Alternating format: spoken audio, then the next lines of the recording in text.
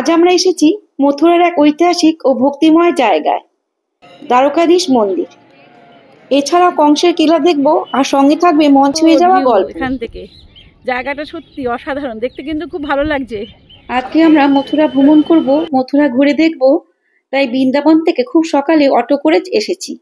সকাল 7টার মধ্যেই আমরা চলে এসেছি দ্বারকাধীশ মন্দিরে, শ্রীকৃষ্ণ জন্মস্থান এবং বিশ্রাম ঘাটের কাছেই।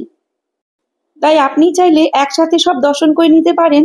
এই মন্দির শুধু ধর্মীয় স্থান নয়, আমাদের সংস্কৃতির একটি জীবন্ত নিদর্শন। এই অপূর্ব সুন্দর মন্দিরটি সকাল 6:30 থেকে 11টা পর্যন্ত খোলা থাকে, আর বিকেল 4টে থেকে 6টা পর্যন্ত।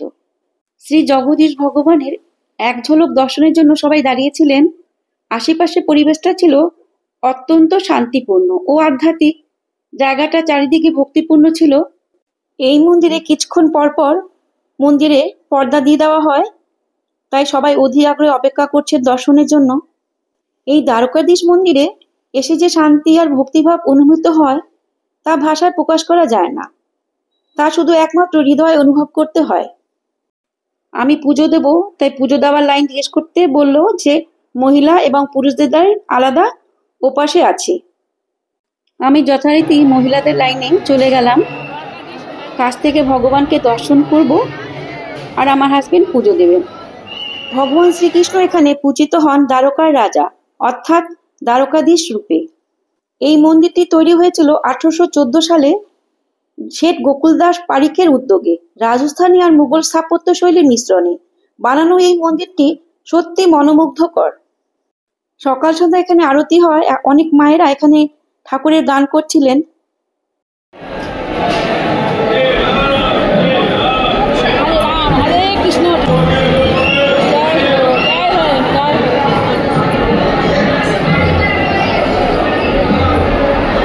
ভিড় ঠেলে যখন এগিয়ে যাচ্ছি, এরপর পর্দা উঠল, আর প্রথম দর্শনে আমার চোখে পড়ল শ্রী দ্বারকাধীশ। মুহূর্ত ছিল যেন সময় থেমে গেছে। আমরা পুজো দিলাম, প্রণাম করলাম, আর আত্মসমর্পণ করলাম তার চরণে। প্রথমবার দর্শন ছিল খুবই সংক্ষিপ্ত, তাই আবার একটি আলাদা লাইনে দাঁড়িয়ে দ্বিতীয়বার দর্শনের সুযোগ নিলাম। এবার যদিও একটু দূর থেকে দেখা, তবুও দীর্ঘক্ষণ ধরে সেই রূপসুধা উপভোগ করলাম। আপনারাও ঠাকুরকে দর্শন করে নিন। দর্শন করলাম, ঠাকুরের পুজো দিলাম।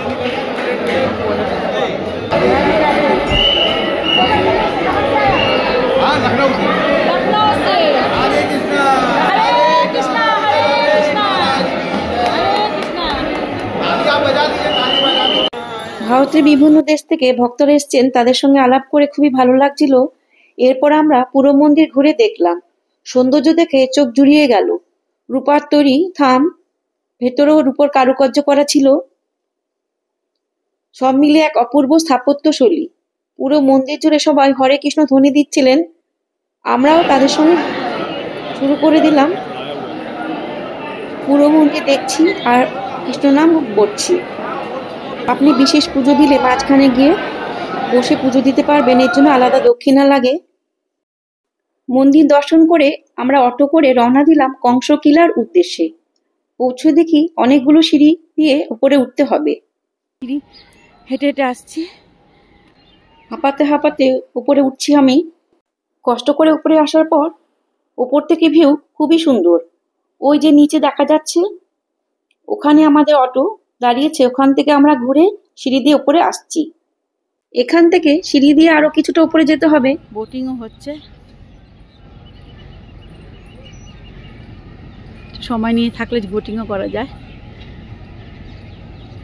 খুব সুন্দর কিন্তু কেলার এপাশে কিছুটা সিঁড়িতে উঠেছি, আর ওটা বাকি।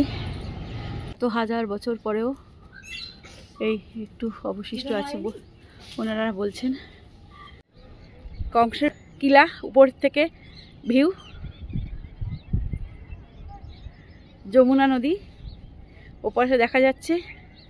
দাপর যুগ থেকে কলিযুগে এখনও অবশিষ্ট জায়গাটা রয়েছে। কিছুই আর অবশিষ্ট থাকার কথাই নয়। জায়গাগুলো আছে, জায়গাগুলো আসছি আর ফিল করছি এখানেই কংস থাকতো। প্রাচীনত্ব আর বাস্তবতা। কত সুন্দর ভিউ এখান থেকে, জায়গাটা সত্যি অসাধারণ, দেখতে কিন্তু খুব ভালো লাগছে।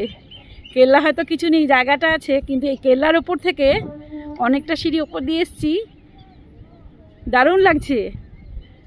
এখন সকাল 8:30 বাজে, আমার মন্দির হয়ে এখানে এসছি। এই জায়গাটাই আমার খুব ভালো লাগছে। এই যে নিচে যত বালি হাঁস, পাতি হাঁস, এই চরে, ওখানে যমুনার পাড়ে ওপাশে নৌকো, অনেকে নৌকো ভ্রমণ করছে ওপাশে ঘাট থেকে। আজকে আমাদের ভ্রমণ করার সময় নেই। ওই যে ব্রিজ একটা দেখা যাচ্ছে, এপাশে শহরটা অনেকটা এরিয়া জুড়ে। এই কংস কিনা একসময় রাজা ছিলেন, আর কংসের সেনা ও রাজকীয় বাহিনীর দুর্গ। কংস ছিলেন শ্রীকৃষ্ণ মামা এবং একজন অত্যাচারী শাসক। এখান থেকেই তিনি শ্রীকৃষ্ণের মারার জন্য অনেক ষড়যন্ত্র করেছিলেন। তবে ইতিহাস বলে শ্রীকৃষ্ণ অবশেষে কংসকে বধ করেন। আজ এই কংসের কিলা পরিত্যক্ত, শুধু দেওয়ালগুলো রয়ে গেছে, কিন্তু দৃষ্টিটা মন কাড়ে। নদী, শহর এবং চারপাশের দৃশ্য।